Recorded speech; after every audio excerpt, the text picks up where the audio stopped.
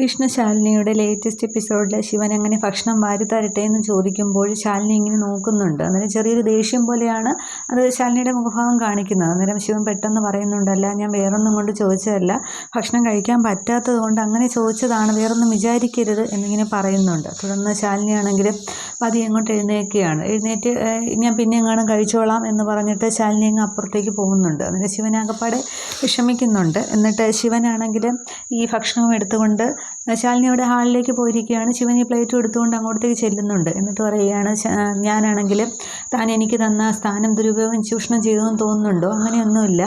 നമ്മളാണെങ്കിൽ എല്ലാവരും തന്നെ ഒരു അന്യപുരുഷനായിട്ട് കരുതണ്ട, ഒരു ഫ്രണ്ടായിട്ട് കരുതിയാൽ മതി. നിങ്ങൾ കോളേജിലൊക്കെ പഠിക്കുമ്പോൾ എല്ലാവരും കൂടി ചേർന്ന് കൈയിട്ട് വാരിയും പരസ്പരം വാരിയും ഒക്കെ കഴിക്കാറില്ലേ? അപ്പോൾ പിന്നെ ഒന്നും തോന്നാറില്ലല്ലോ. അതുപോലെ ഇവിടെയും കണ്ടാൽ മതി. കഴിക്കാൻ പറ്റാത്തത് കൊണ്ടല്ലേ, വേറെ നിവർത്തിയൊന്നും ഇല്ലല്ലോ, താനിത് കഴിക്കുക എന്നിങ്ങനെ പറയുമ്പോൾ വേണ്ടാന്നിങ്ങനെ ശാലിനി പറയുന്നുണ്ട്. അന്നേരമാണ് ഈ സമയത്ത് അവിടെ ശ്യാമയും രോഹിത്തും കൂടി അവിടെ ഓട്ടോയിൽ വന്ന് ഇറങ്ങുന്നുണ്ട്.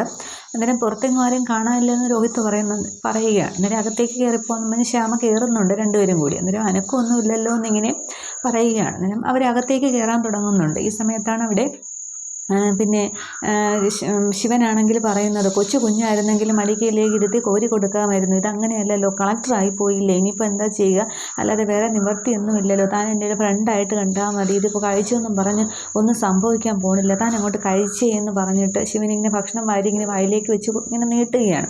ഈ സമയത്താണ് ശ്യാമയും രോഹിത്തും കൂടി അകത്തേക്ക് വരുന്നത്. അന്നേരം ഇത് കണ്ടിട്ട് ശ്യാമശേന്നാക്കുന്നുണ്ട്. രോഹിത്ത് വല്ലാതെ നിൽക്കുകയാണ്.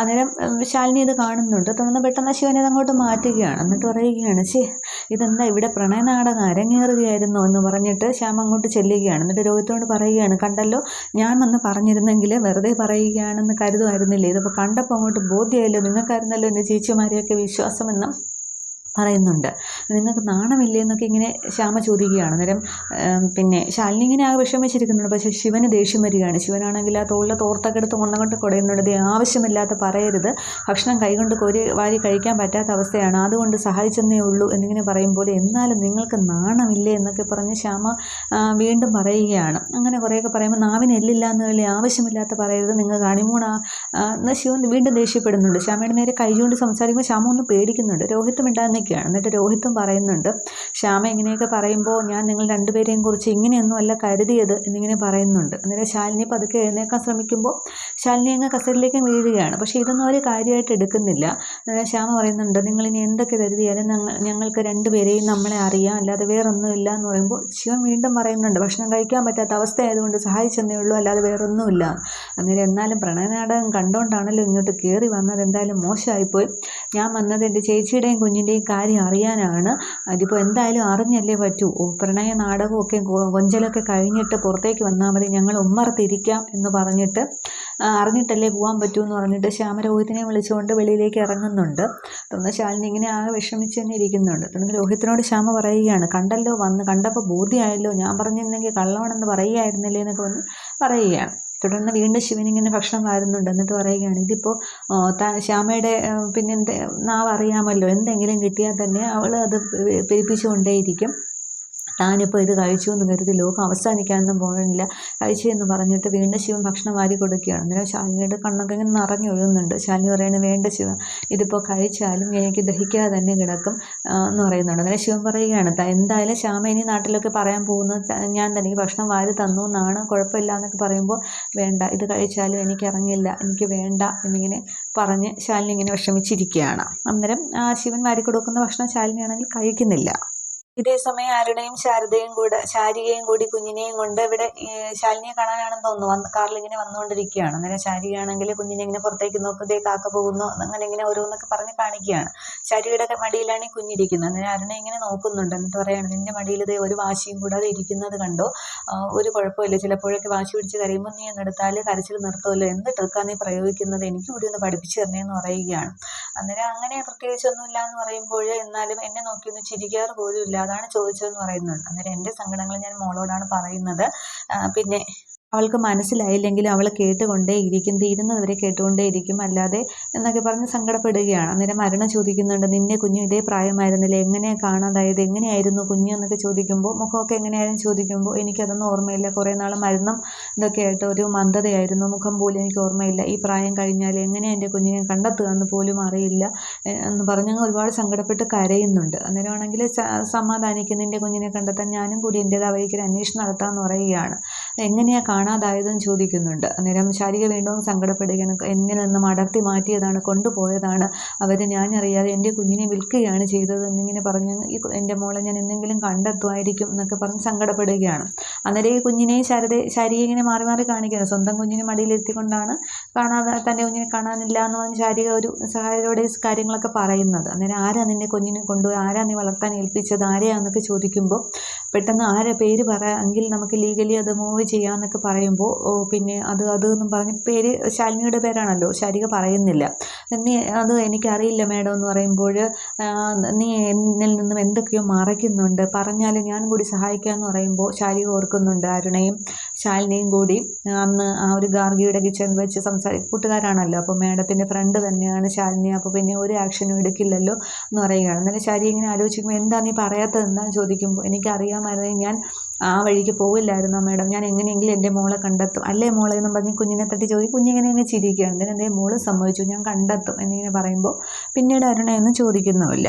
അതേസമയം ശ്യാമയും രോഹിത്തും വെളിയിൽ വെയിറ്റ് ചെയ്ത് തന്നെ നിൽക്കുന്നുണ്ട്. ശാലിനിയും പിന്നെ ശിവനും അകത്ത് നിൽക്കുകയാണ്. ശിവൻ ശാലിനിയോട് പറയുന്നുണ്ട്, അവരവിടെ വെയിറ്റ് ചെയ്ത് നിൽക്കുകയാണ്, എന്തായാലും പറയാനുള്ളത് കേൾക്കാം, അല്ലാതെ വേറെ നിവർത്തിയില്ലല്ലോ എന്നിങ്ങനെ പറയുമ്പോൾ അവിടെ ശ്യാമ വീണ്ടും രോഹിത്തിനോട് ബഹളം വയ്ക്കുകയാണ്. ഞാൻ പറയുമ്പോൾ എന്തായിരുന്നു, എന്തൊരു പ്രതിവിധിയായിരുന്നു, വിഷ്ണുട്ടൻ്റെ ചിതയിൽ കൂടെ ചാടാൻ നിന്നതല്ലേ, എന്നിട്ട് പിന്നെ ഒളിച്ച് പാല് കുടിക്കുന്നത് കണ്ടില്ലേ എന്നൊക്കെ പറയുമ്പോൾ, നീ ഒന്നും മിണ്ടാതിരിക്കുക, നാട്ടുകാരെ കൂടി അറിയിക്കണ്ട, ഇവിടെ ഇപ്പോൾ കണ്ടോ നമ്മൾ മാത്രം അറിഞ്ഞാൽ മതി, നീ ഇപ്പോൾ ഊതി ഉറപ്പിക്കാനൊന്നും പോണ്ടെന്ന് പറയുമ്പോൾ, അല്ലെങ്കിൽ നിങ്ങൾ അങ്ങനെയാണല്ലോ എന്നെ എവിടെയും മോശക്കാരിയാക്കുക എന്നാണ്, ഞാൻ നുണ പറയുന്നു എന്നാണല്ലോ, ഇതിപ്പോൾ നേരിട്ട് കണ്ടപ്പോൾ ബോധ്യമായല്ലോ എന്നും പറഞ്ഞിട്ട് വീടിൻ്റെ ശാലിനിയെക്കുറിച്ച് കുറേ അങ്ങോട്ട് പറയുമ്പോൾ മിണ്ടാതിരിക്കുക എന്നൊക്കെ രോഹിത് ഇങ്ങനെ പറയുന്നുണ്ട്. ഈ സമയത്ത് ശിവൻ അകത്തുനിന്ന് വിളിക്കുന്നുണ്ട്, പിന്നെ അതെ ഇങ്ങോട്ട് കയറി വരാമെന്ന് പറയുമ്പോൾ എന്താണെന്ന് വെച്ചാൽ പറയാനുള്ളത് ചെന്ന് പറയുന്ന രോഹിത് പറയുമ്പോൾ ശ്യാമ അകത്തേക്ക് ചെല്ലുന്നുണ്ട്.